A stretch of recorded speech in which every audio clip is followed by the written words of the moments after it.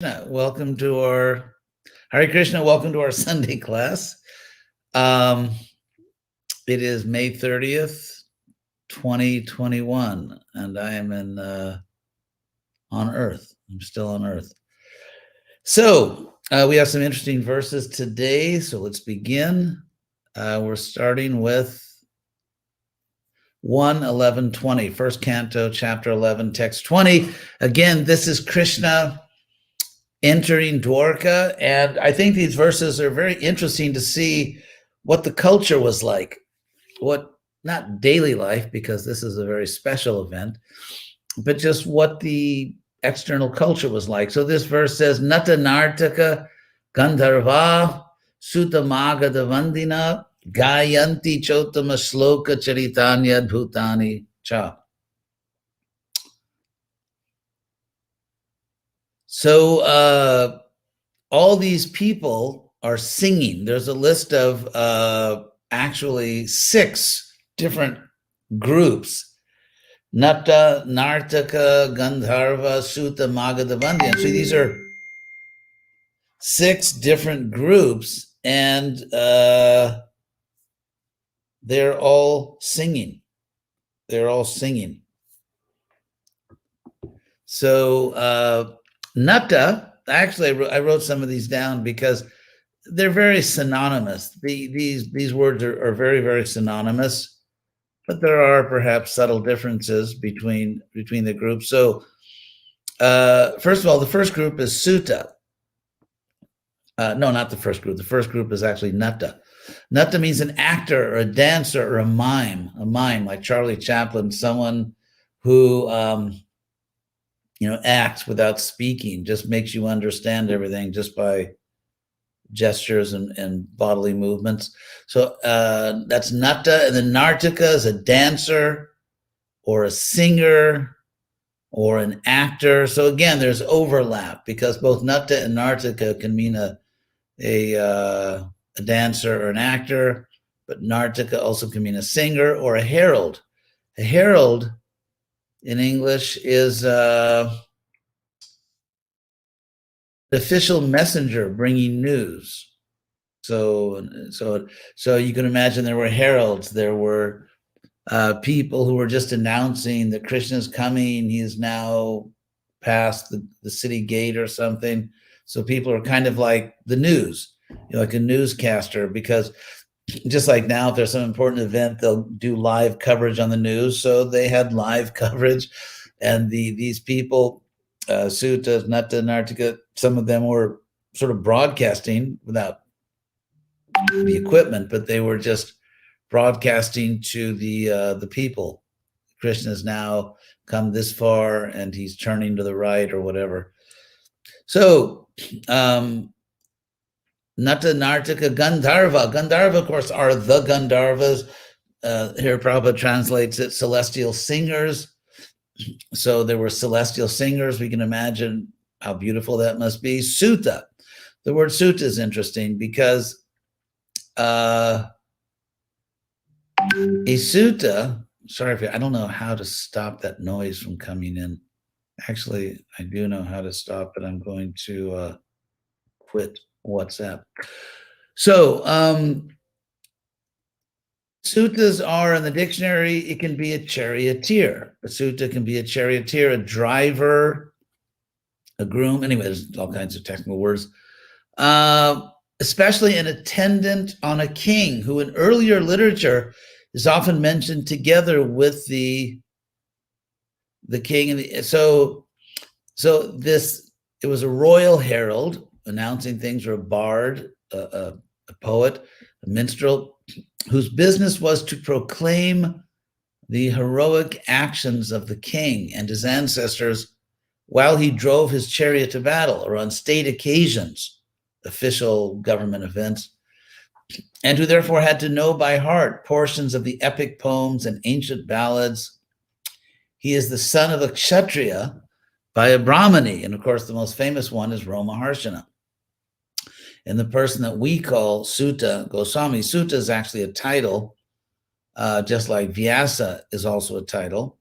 Vyasa's name was actually Dvaipayana, but he is the Vyasa. And Krishna says in the Bhagavatam that he says that Dvaipayanoham Vyasanam. So among Vyasas, again, it's a title, among people who come to different planets at different times to organize or divide the Vedas, among that group of people who are Vyasas, I am Dvaipayana, who is called that because he was born on an island, Dvipa. So from Dvipa, Dvaipayana.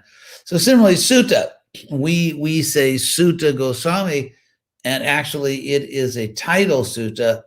His name, family name, was Rauma, R-A-U, Rauma Harshini, because his father was Rama Harshana, who was killed by Balaram.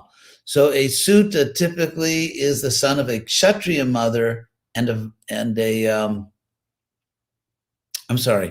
Kshatriya father and a Brahmani, his mother is a Brahmani. And so that was the case of Rama Harshana, by the way. That's why Balaram was offended, not offended, he's God, but he took it seriously when Rama Harshana did not offer him respect, because although he was not really a pure Brahmana, still he was allowed to assume that position to be the reciter, which was a very important position. So that is the sutta. And you can understand that where this comes from historically in history that was ancient, even at the time that Krishna appeared, that when a king goes to battle, then who knows better than anyone what the king actually did? Well, obviously the person's driving his chariot, who knows everything that the king did. And so naturally, when they came back from the battle, assuming the king was still alive, the sutta, the chariot driver, would then tell everybody this is what happened. So it sort of developed into a tradition. And even in the case of Sutta Goswami from our Bhagavatam, Sutta's ultimately describing the supreme king or the supreme lord, who was Krishna.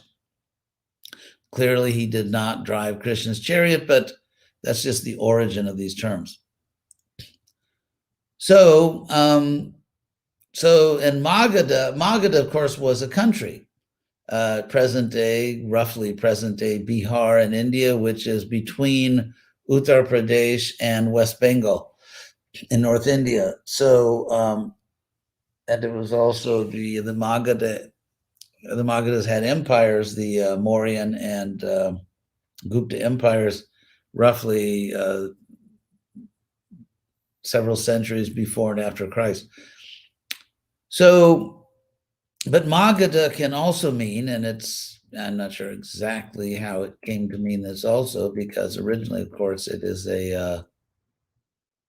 is just someone from the country of Magadha, but it comes to mean the son of a Kshatriya mother and a Vaishya father. So a person who's a professional bard or panegyrist, professional praiser, glorifier of a king, often associated with Sutta and Bandin, and so on. And so these are synonymous terms. A Vandin, also mentioned here, Vandina, is someone who praises. Vandin is someone who praises, who honors. So clearly they're different names, so they had different functions. They did things in different ways. They were different groups, but they're kind of, in a very general sense, doing the same thing. They're glorifying Krishna, they're praising Krishna. You could say, well, why have professional people do this? Because they did it really well. They were brilliant at it. They were poetic, they were highly articulate. And so as Krishna's coming, you have these very qualified, educated, talented people beautifully praising Krishna. So, of course, it would be nice if we could hear them, what it was like 5,000 years ago, but they were highly accomplished poetically, linguistically. They knew the histories. They'd memorized beautiful poems and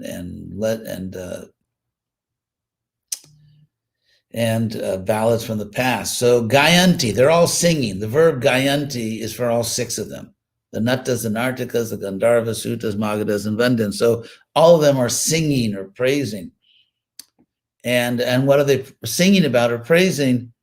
It's Uttama Shloka Charitani, the activities of Uttama Shloka, Krishna.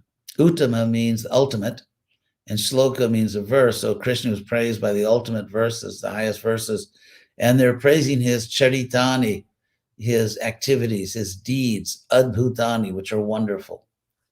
So that's what's going on here. And then Bhagavan's Tatra Bandhunam, Puranam Anuvartinam, Yata Vidyupasangamya Sarve Shangmanam Adade. So Bhagavan, the Lord, Tatra, therein, in that situation,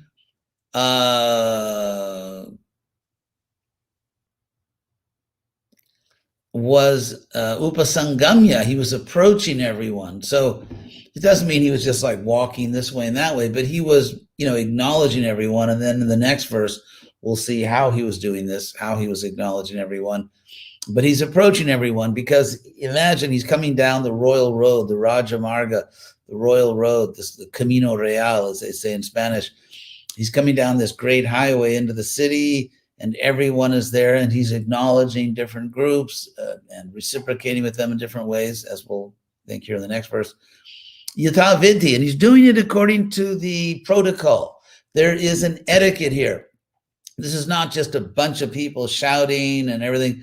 There are strict rules. This is a very highly refined culture, developed culture, and according to all the rules and etiquette and protocols, Krishna is reciprocating, approaching different people, even taking a step towards them, and so on. And so these people are Bandhunam, his personal relatives and close friends, Puranam, citizens, just like the word citizen from the word city. So from the word Pura, city, you get the word Pura, which means citizen. So Puranam, the citizens, and Uvartinam, all of the people who are following him, closely following him, and Sarvesha, and to everyone, Manam Adade, he bestowed respect on everyone. He gave respect to everyone. So Krishna, obviously, if anyone anywhere has Brahma Bhuta vision to see everyone as spirit soul, it's God. And so he's honoring everyone. He's honoring everyone. The high, high class and low class. So in the next verse, Prahwa, Abhivadana, Ashlesha, Karasparsha, Smitekshanai, Ashwasya, Chashvapakebhyo, Varais, Chavi, Mataya, Vibhu. Very interesting. So Vibhu, the last word in this verse, is the subject of the sentence. Vibhu, the Almighty. And Prahwa is interesting because he bowed. It's just like a bow, you can, like, as we say, offer obeisances. In other words, the Sanskrit word is always just bow. But you can bow by actually going down on the ground, or you can just bow sort of in the European sense of nodding your head or, bending your head in that way. And so that's what Prahwa means. It means Krishna was making this motion. He was bowing in that sense. Abhivadana, which is very interesting because it means saluting. So just like in the military nowadays, they salute. There's also you can touch your heart. There's different ways in different military cultures to salute. But Krishna was saluting people. He was bowing his head. He was saluting. He's aslesha. Some people he went over and embraced. Karasparsha literally means hand touching, which Prabhupada translates shaking hands. So he was grasping people's hands, smita, smiling, ikshanai, glancing. And this is very interesting that Ashwasya Chashvapakebhyo. And Ashwasya, he was encouraging or enlivening, cha means, and up to or even including Swapakebhyo, the dog eaters. Literally the dog cookers, actually. But so everyone from great sages to fellow warriors, family members, so there were dog cookers back then. I mean, we had a class just, I think maybe last time, about the prostitutes in Dwarka. Well, there are dog cookers. So all these people, I mean, you could say, well, don't you have to be a pure devotee to live in Dwarka when Krishna's there? But somehow Krishna's bringing all these people and giving them his mercy for different reasons. So it's an incredible variety of people here. And Varai Shabi Matai Vibhu. And Vibhu, the Almighty, he was encouraging all these people by with boons, blessings, like granting them things. And cha abhimata means what you really desire, what you're really longing for. And so the very boons that people were longing for, that they really desired, the Almighty was granting to them, even the dog cookers, or dog eaters, as it's usually translated. So that's what's going on here. And I think I will stop there. So we'll just do those few verses today. We did 4 verses, which are very interesting. So let me take a look to see if there are any questions. And let's see. Good old StreamYard here. So if you have any questions, and also Nandalila, make sure I don't miss the questions, as I always miss some of the questions. It's not my fault. I feel completely innocent. It's just that I really look and I don't see any more questions, and then I go offline and immediately I'm informed that, oh, some new questions just came in. So that happens every time, actually. So again, thank you all. I don't see any questions. Thank you all for your comments.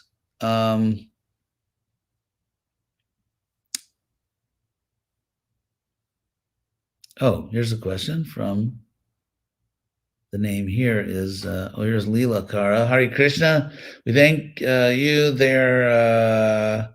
To the novice, how can one accept and or explain that Balaram killed Ramaharshana Sutra for simply not showing respect? Yeah, capital punishment. A crime, or, they say the punishment should fit the crime.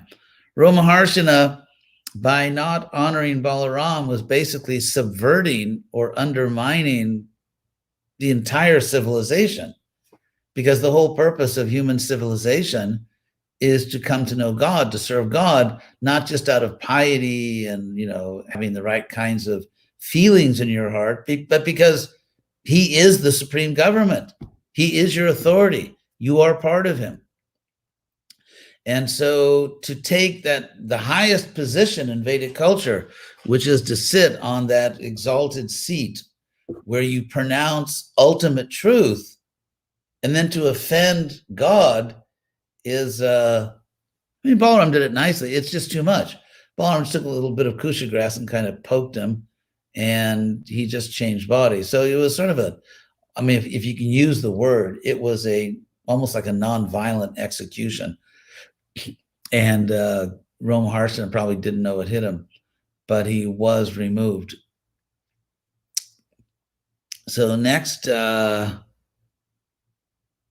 is, again, some of you may have spiritual names, so I'm sorry, but this is the name that appears here, Silvia Rocio Mejia. Which are the characteristics of a yatra? From Srimad-Bhagavatam 1:11-20. Qualities of a yatra. I'm not sure how that relates to the verse, a yatra. She said it was in verse 20. That word is not actually in the verse. Oh, maybe you mean like Ratha Yatra. If you mean like Ratha Yatra, festivals, those are festivals. This is, obviously there's a similarity because, for example, in Ratha Yatra, Krishna is carried on a chariot. And so here in Lord Jagannath, so Krishna is Lord Jagannath, and he's personally coming now into the city. And so everyone's receiving him. So the festivals, if by the yatras you mean the festivals, they are reenactments They are ways of remembering and reenacting what Krishna actually did when he came to different places. So Sophie Castro, again, if you have a spiritual name, sorry. In 1:11:24, when seeing Lord Sri Krishna in one lifetime, do senses change from there or only the mind? Well, yeah, I mean, seeing Krishna is certainly a life-changing experience, and a person can never be the same. So as far as changing the senses, literally physically changing, your spiritual senses become awakened. What are Krishna's admirers' types? Well, there's 5 rasas. What is the difference between I see. What is the difference between an admirer and a devotee of Sri Krishna? Some people may admire Krishna, but have not yet made the decision to dedicate their lives to him. That's the difference. Now let's see. Krishna is Yogeshwara. 518 sees with the same vision, sees everyone the same vision. Prostitute and a Chandala with the same vision, but the inhabitants of Dwarka deserving his greeting, despite being reciprocal, they should be considered devotees of the highest degree.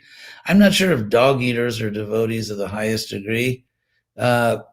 We really don't know how they got in that situation, what pastime they're performing, but generally devotees are known by their devotion. So we don't really get that information, exactly how these different social classes, what their spiritual level was. So I won't, as we say, speculate about it. So thank you all very much. And I don't see any more questions. So if there are more questions, someone needs to tell me very quickly.